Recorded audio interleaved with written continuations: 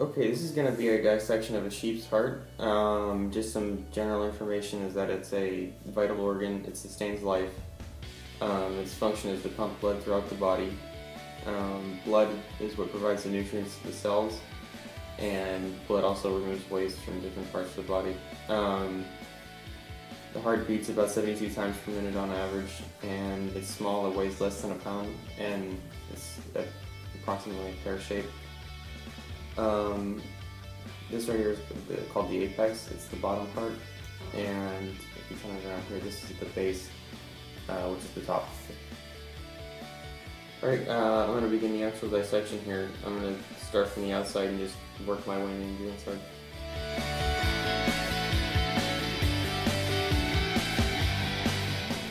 Alright, real quickly we're going to talk about the coverings. The heart's got a lot of coverings, but they're fairly thin, so you can't see them all, not from the outside at least. The first is the pericardium, which you can see here. There's a little bit of adipose tissue here covering most of it on the top, but you can see it right in there, that kind of grayish material right there. And what that does is it just encloses the heart, and when it's inside you, it anchors it to the diaphragm and the sternum.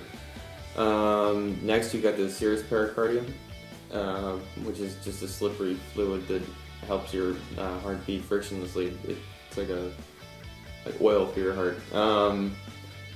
Next you've got the parietal layer, which covers the arteries, and then it doubles back, and then it turns into the epicardium. And the epicardium is the innermost layer.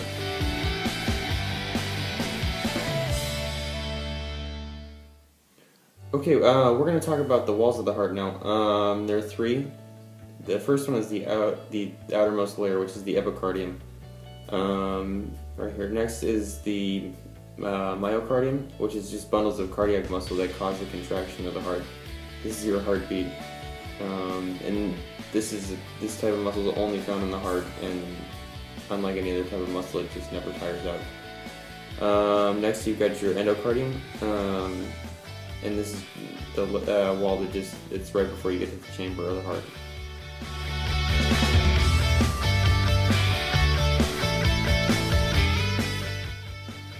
Okay, moving on to the chambers, there's four chambers. There's the right atria right here, and then the left atria right here.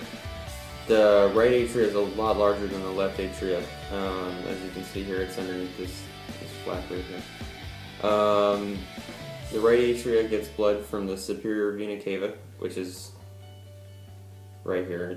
You got a little cut when I was doing the incision, but and what that does is it receives deoxygenated blood from the rest of the body, like the upper body, the head, and the neck, arms, and chest. Okay, now here is the inferior vena cava, which receives blood from the lower body, like the legs, the back, and the stomach, and the blood that it receives is deoxygenated also, just like the superior vena cava. Now here is the right ventricle, right under here. What that does is it pumps the deoxygenated blood coming from the right atria to the pulmonary artery, right here, which takes it out to the lungs to be oxygenated. And here's the left atria, which gets the oxygenated blood back from the lungs to the pulmonary veins, which come in right here, if you can see that. And then that goes into the left ventricle down here. Remember, the left one's the smaller of the two.